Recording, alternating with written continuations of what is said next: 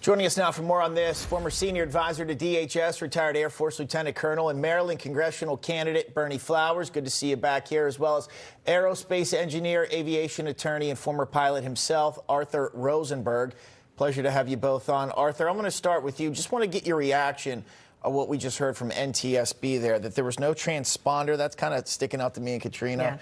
On the truck that collided with the plane, and then also the comments about air traffic controllers doing multiple things at one time or other responsibilities here. And do you think that led to what just happened there?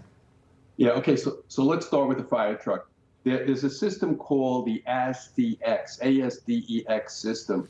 It's a ground-based radar transponder system. What does it mean in plain English? If the fire truck had this piece of equipment in it, a transponder, it would emit a signal which goes to something that looks like a radar screen in the control cab, but it shows only ground vehicles moving. Apparently, this vehicle did not have the transponder, others did, and they're offering that up to suggest it's a fact, perhaps some confusion. However, I'll say this. I don't believe, based on what we know, that this controller was actually looking at that screen. He had a visual line of sight to the fire truck and gave that fire truck a clearance to cross the runway. So I'm not sure what the significance of it is. The ASDX system is very important. NTSB has been recommending it for years. Apparently, it fell short here. As far as the combined position of the ground controller and the local controller, this is shades of Reagan National. The night of Reagan National, they had one poor guy up in the cab controlling the military corridor, the civilian corridor. You would think lessons learned, apparently not. Here, LaGuardia Airport, 11:30 or so at night, it's still very busy. You get close to midnight, there's a shift change.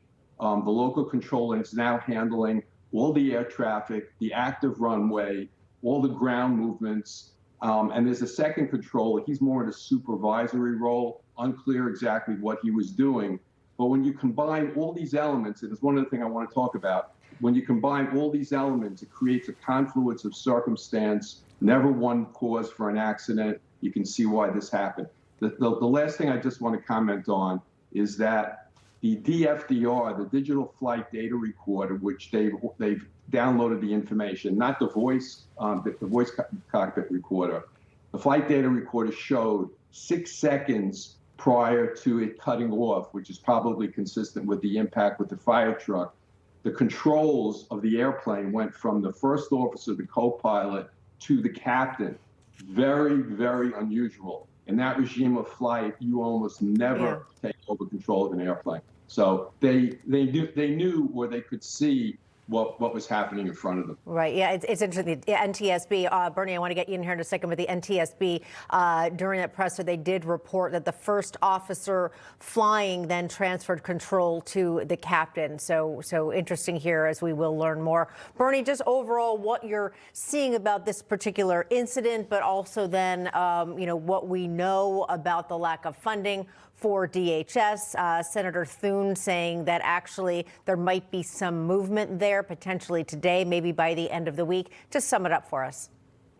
Katrina and Bob, first of all, I take a lot of happiness from the fact that Senator Mullen was approved, because that tells me that the president's team, his insiders, his chief of staff, the people on the very inside of his system, they're working with the Democrats. They're making things happen.